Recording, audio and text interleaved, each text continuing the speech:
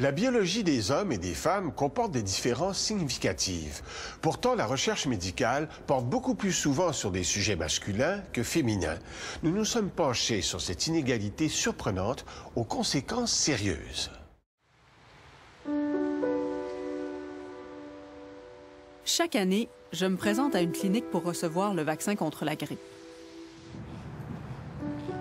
C'est devenu un geste banal. Je m'attends à avoir un peu mal au bras pendant un jour ou deux, comme à chaque fois, et comme beaucoup de gens. Ce que je ne savais pas, par contre, c'est que ma réaction immunitaire au vaccin pourrait être jusqu'à 2 fois plus élevée que celle d'un homme. Madame Lucia Berdo-Salzis. Pourquoi? Parce que je suis une femme.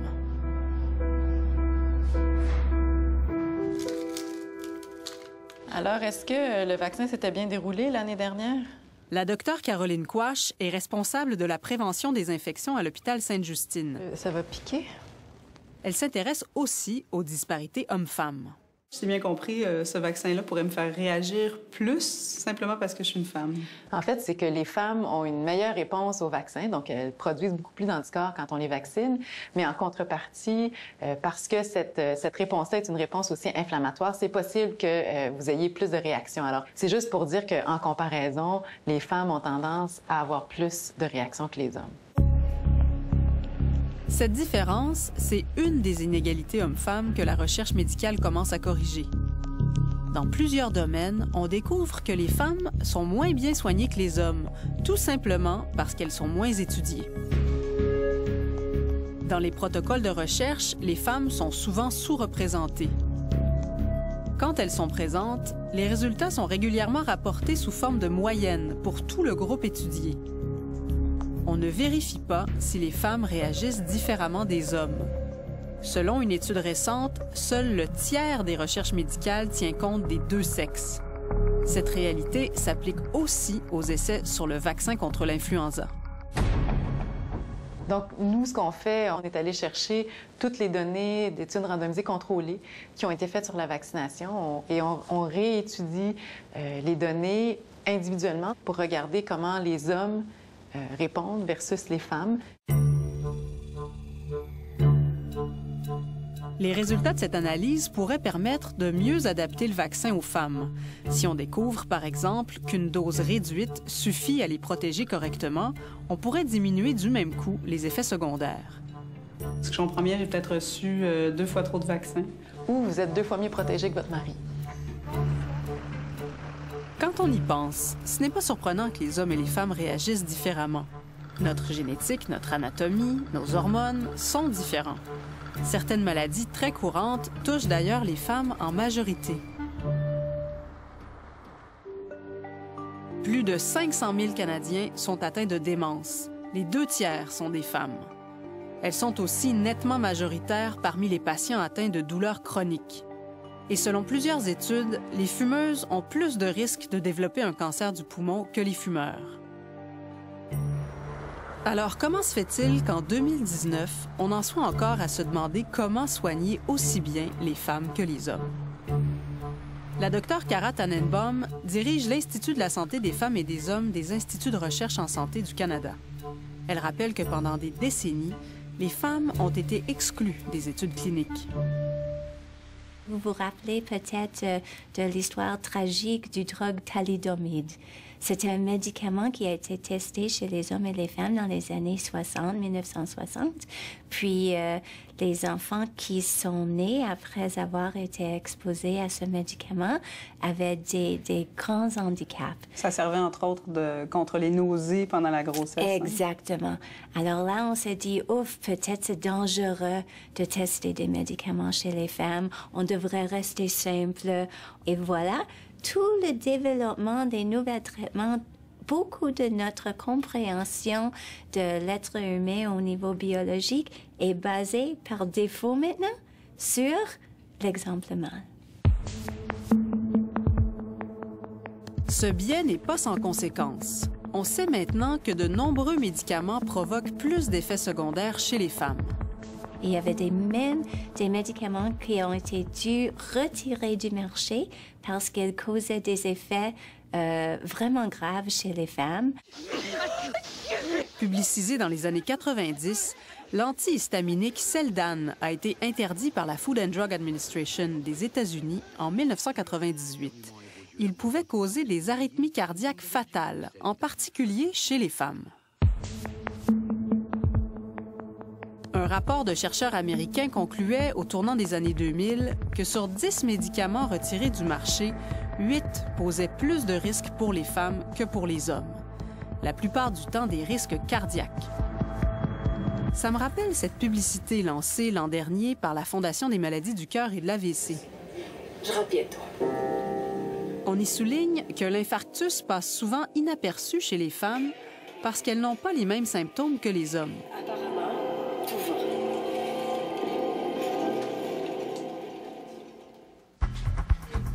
Fait que juste relâcher le bras. C'est parti. À l'Institut universitaire de cardiologie et de pneumologie de Québec, Marie-Annick Clavel connaît bien ces différences. La crise cardiaque hollywoodienne, de la douleur fulgurante dans la poitrine qui va irradier dans le bras gauche et personne qui tombe à terre, c'est un symptôme qu'on va quasiment pas avoir chez la femme. Chez la femme, on va avoir des inconforts au niveau de la mâchoire. On va effectivement avoir des douleurs dans la poitrine quand même, parce que c'est quand même là que ça se passe. Mais c'est ce qu'on appelle des douleurs atypiques. Parce qu'elles sont atypiques chez l'homme, mais chez la femme, elles sont complètement typiques finalement. Alors, on va passer à 75 watts. Les symptômes ne sont pas les mêmes et les maladies qui les causent ne le sont pas toujours non plus. Pendant qu'un patient subit un test à l'effort, Marie-Annick Clavel observe le fonctionnement de sa valve aortique. Le débit répond bien. Qui contrôle le passage du sang entre le cœur et l'aorte. On est actuellement à la dernière minute du palier. Chez certaines personnes, cette valve durcit et rétrécit avec l'âge. La sténose aortique touche les hommes comme les femmes, mais la maladie se présente différemment. On a une très belle contractilité au niveau cardiaque. Sur cette image, la valve malade d'un homme, à gauche, s'est durcie en se calcifiant. Le calcium apparaît en rose. La valve malade d'une femme, à droite, contient très peu de calcium. La sévérité, les deux valves étaient aussi sévères l'une que l'autre, sauf que celle-ci était calcifiée et celle-ci n'était quasiment pas. Qu'est-ce que ça veut dire pour d'éventuels traitements? Mais si la pathophysiologie, donc si le développement de la maladie n'est pas le même, vraisemblablement, le traitement ne va pas être le même. Pour l'instant, le seul traitement qui existe pour guérir une valve, c'est de la remplacer. Mais l'équipe de Marie-Annick Clavel teste un médicament chez des patients et chez des souris malades, mâles et femelles. Là, on s'en vient voir le souris 7. Donc, ce sont des femelles. Ce sont des femelles. Donc, c'est essentiel pour vous qu'il y ait des femelles. Moi, c'est essentiel parce que je pars du principe que sur la maladie sur laquelle je travaille, la sténose aortique, on a une maladie déjà qui va être pathophysiologiquement différente chez la femme et chez l'homme, donc chez la souris mâle et chez la souris femelle.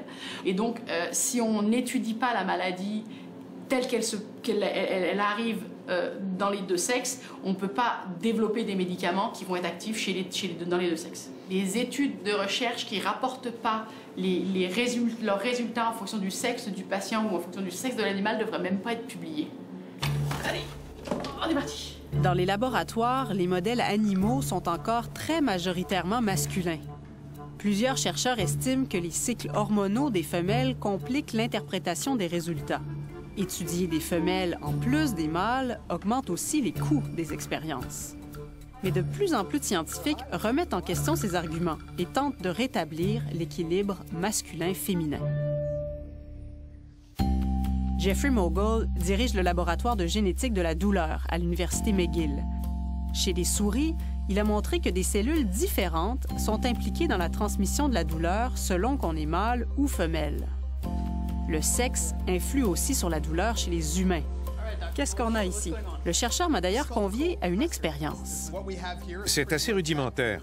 On a un bassin d'eau refroidie qu'on garde froid. D'eau glacée? Oui, d'eau glacée. Ce qu'on va faire, c'est comparer votre résistance à la douleur et la mienne. Ça a l'air très froid. Je démarre le chrono dès que vous êtes prête. 3, 2, 1, go! Ah, c'est froid. Donc, qu'est-ce qui devrait se passer? En moyenne, les hommes tolèrent mieux la douleur que les femmes. Ou si vous préférez, les femmes sont plus sensibles à la douleur.